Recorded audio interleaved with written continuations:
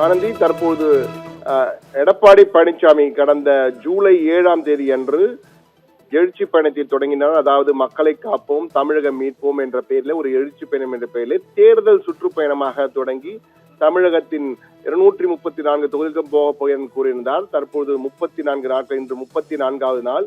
ஆற்காடு சட்டமன்ற தொகுதியில் இன்று இரவு பேசப் போகிறார். அப்பொழுது 100வது சட்டமன்ற தொகுதி, அதாவது 34 நாட்களில் 100 சட்டமன்ற தொகுதிகளில் அவர் பயணித்து தேர்தல் பயணத்தை தேர்தலுக்காக வாக்குகளை கோரியிருக்கிறார் என்றுதான் கூற வேண்டும். இது ஒரு சாதனை என்ற வகையிலே அஇஅதிமுக கூறி வருகிறார்கள்.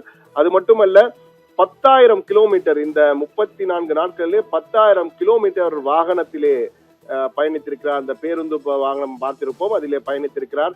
அதை சுந்தரா டிராவல்ஸ் வாகனம் என்று எதிர்க்கட்சி திமுகவினர் விமர்சனம் செய்து வந்தனர் என்பதும் குறிப்பிடத்தக்கது. இந்த 34 நாட்களில் 10,000 கிலோமீட்டர் பயணித்து கிட்டத்தட்ட 52 லட்சம் மக்களை அவர் சந்தித்திருப்பதாக, அவருக்கு 52 லட்சம் மக்கள் அந்த தொகுதிகளை வசிக்கிறார்கள். அத்தனை பேரும் சந்தித்தாரா என தெரியவில்லை, ஆனால் சந்தித்து உள்ளனர் என்ற வகையிலே அவர்கள் அந்த அறிக்கையிலே தெரிவித்திருக்கிறார்கள்.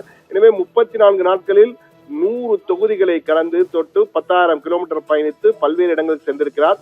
இதில் மிக முக்கியமாக பார்க்க வேண்டியது, அவர் இந்த 100வது சட்டமன்ற தொகுதி ஏற்றியுள்ள நேரத்தில் இந்த 34 நாட்களில் பல முக்கியமான வாக்குறுதிகளை கொடுத்திருக்கிறார்.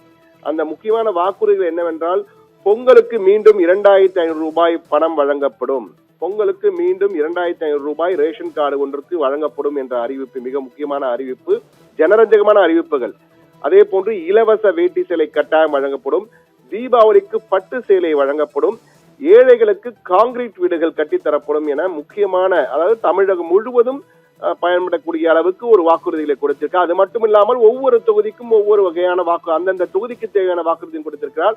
ஆனால் தமிழகத்திற்கு பொதுவான வாக்குறுதி என்றால், பொங்கலுக்கு மீண்டும் 2,500 ரூபாய் இலவச வேட்டி சேலை, தீபாவளிக்கு பட்டு சேலை, ஏழைகள் கான்கிரீட் வீடுகள் ஆகியவை மிக முக்கிய வாக்குறுதிகளாக பார்க்கப்படுகிறது.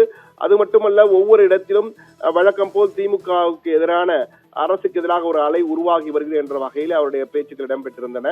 ஆனால் இந்த எழுச்சி பயணம் அவர்களுக்கு ஓட்டாக மாறுமா இல்லையா என்பதையெல்லாம் தேர்தல் காலம் வரும்போதுதான் நமக்கு தெரிய வரும். ஆனால் அதிலே அவர் பல்வேறு இடங்களிலே பை பை ஸ்டாலின் என்று கூறியதெல்லாம் தற்போது அஇஅதிமுகவினர் வைரலாக்கி கொண்டிருக்கிறார் என்றுதான் கூற வேண்டும். ஆற்காட்டிலே 100வது தொகுதி பயணத்தை நிறைவு செய்யும் இபிஎஸ் இந்த எழுச்சி பயணத்தின் மூலமாக மக்களை சந்தித்த பொழுது அரசுக்கு எதிரான ஒரு அலை இருப்பதை, உணர்வு இருப்பதை என்னால் உணர முடியும் என்ற வகையிலே பேட்டியளிக்கும் பொழுது கூறியிருந்தார். அது வாக்குகளாக அஇஅதிமுக மாறென்றால் தேர்தலுக்கு நிறைய காலம் இருக்க இன்னும், ஆனால் முன்கூட்டியே தேர்தல் சுற்றுப்பயணத்தை தொடங்கி இருக்கிறார் இபிஎஸ். இது அவருக்கு பயன் அளிக்குமா இல்லையா என்பது தேர்தல் வரும்போதுதான் தெரியும். மக்கள் தான் பதிலளிக்க போகிறார்கள்.